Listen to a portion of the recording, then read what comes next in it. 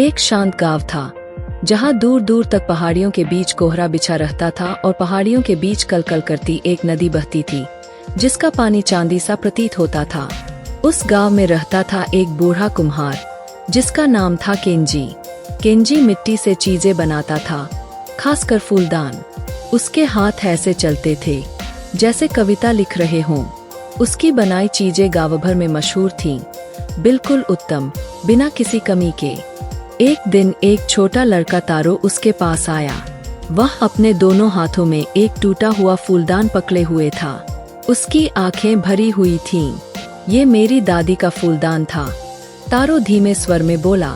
उन्होंने मुझे दिया था और मुझसे टूट गया। केंजी ने बड़े स्नेह से फूलदान को देखा।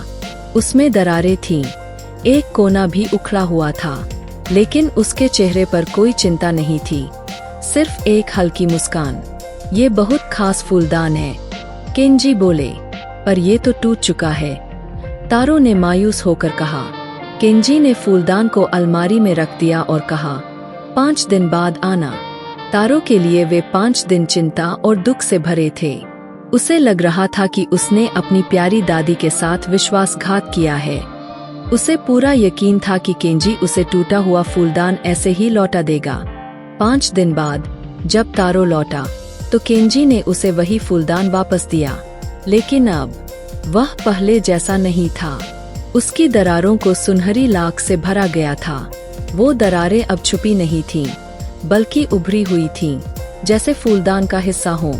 सूरज की किरणें उन रेखाओं पर पड़ती तो ऐसा लगता मानो फूलदान खुद चमक रहा हो। ये आपने कैसे किया? तारो ने हैरानी से पूछा।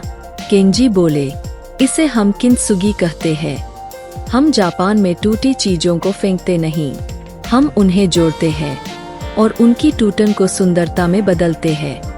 यही है वाबी साबी। वाबी साबी, तारो ने दोहराया। वाबी साबी का मतलब है अपूर्णता में सौंदर्य, पुरानेपन में गहराई और दरारों में इतिहास। इस फूलदान की दरारें अब इसकी कहानी है। ये दिखाती है कि यह टूटा लेकिन फेंका नहीं गया। यह अब और भी सुंदर बन गया है। तारो की आंखों में चमक आ गई। अब ये पहले से भी ज्यादा कीमती लग रहा है, उसने कहा। केंजी मुस्कुराए। हम सब थोड़े टूटे हुए होते हैं बेटा, लेकिन टूटना अंत नहीं होता। अगर हम उसे अपनाएं तो वही हमारी सबसे बड़ी ताकत बन जाती है। समय बीतता गया, तारो बड़ा हुआ। गांव में कई बदलाव आए। लकड़ी के घरों की जगह सीमेंट और कांच की बड़ी बड़ी इमारतें बन गईं। टूटे सामान को लोग फेंकने लगे, लेकिन तारो ने वाबी साबी को नहीं भुलाया। उसने एक छोटी सी दुकान खोली, नाम रखा वाबी साबी। वहाँ वह लोगों की टूटी चीजें ठीक करता था, पुराने खिलौने, चाय के प्याले, फ्रेम और हाँ, फूलदान भी। हर दरार को वह सजाता, कभी सोने से, कभी रंग से और हमेशा प्रेम से। उसके पास लोग आते, अपनी टूटी चीजों के साथ और अपनी टूटी यादों के साथ। और तब तारो मुस्कुरा कर कहता, ये टूटा नहीं है, ये तो अब और खास बन गया है।